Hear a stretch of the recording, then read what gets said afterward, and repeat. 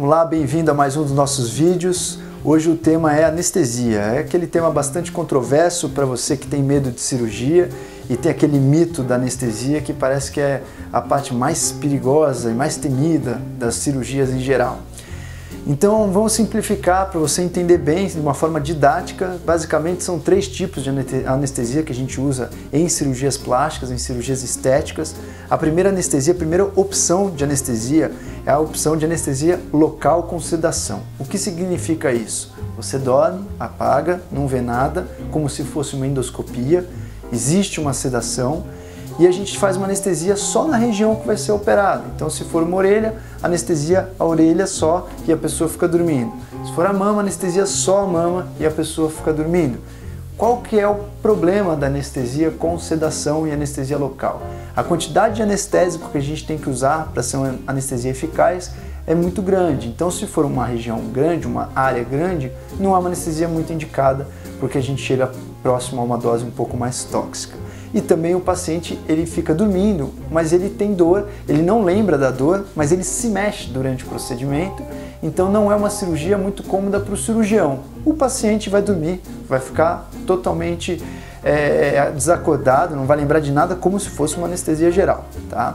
Essa é a primeira opção. A segunda opção é a anestesia peridural. O que é uma anestesia peridural? É uma anestesia que é dada na região da medula, que bloqueia praticamente todos os impulsos nervosos daquela região que você fez anestesia para baixo. Então, uma anestesia que a gente chama de regional, anestesia muito boa, muito eficaz em termos de analgesia, que seria o controle da dor. Então, a pessoa, além de ser sedada igual na anestesia local, a pessoa vai dormir, vai apagar, não vai ver nada e nem lembrar de nada, ela também não tem dor. É uma anestesia muito boa porque ela dura não só o momento da cirurgia, como ela dura pelo menos algumas horas depois. Isso contribui com um conforto muito grande para o paciente que fez uma cirurgia e vai embora para casa, ou fez uma cirurgia e vai ficar internado, só que é uma cirurgia grande. Ele tem uma analgesia, tem um controle de uma dor muito melhor do que uma anestesia simplesmente só no local da cirurgia.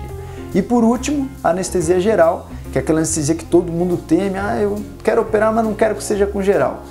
Então vamos esclarecer esse mito da anestesia geral hoje. A anestesia geral, na verdade, é uma das anestesias mais seguras que tem, porque qual que é a diferença? A anestesia geral, o paciente vai respirar através de um aparelho, vai passar um tubo na garganta, e em vez do paciente respirar espontaneamente, ele praticamente está desligado. A gente vai no painel de controle do paciente e desliga todas as funções que o corpo exerce de uma forma automática. Então a gente vai precisar de um aparelho para fazer a respiração desse paciente. Isso chama-se anestesia geral. E por que ela é segura?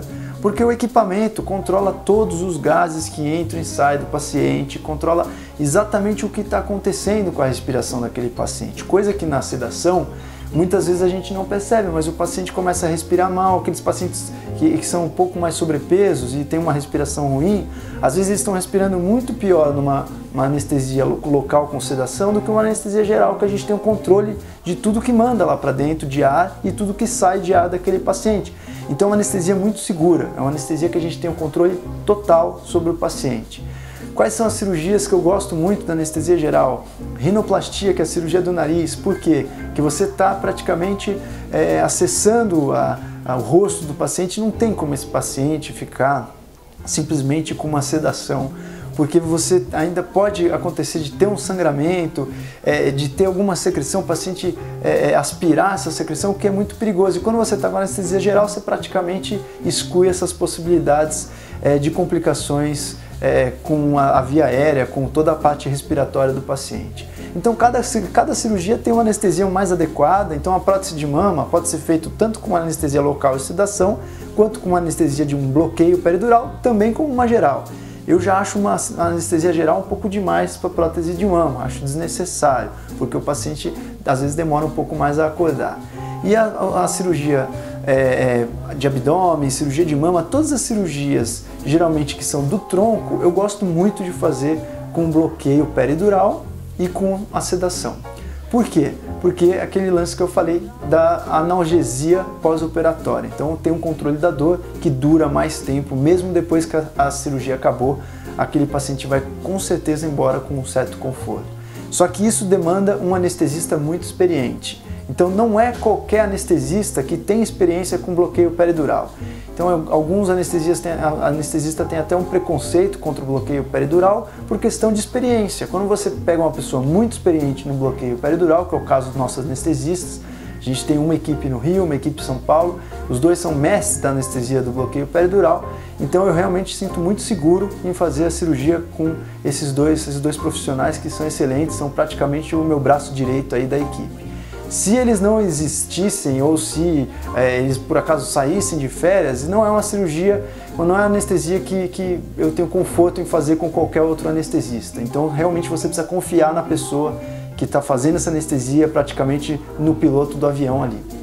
Então por hoje é só, se você tiver alguma dúvida, mande pra gente, cada vez mais a gente está recebendo as dúvidas dos nossos pacientes e muito grato por isso. Quero mandar um beijo para todos os pacientes que estão mandando as dúvidas e espero estar esclarecendo. Se você tiver dúvida, manda para o nosso e-mail dr.rodrigodupra@gmail.com que a gente vai fazer um vídeo em sua homenagem. Um beijo!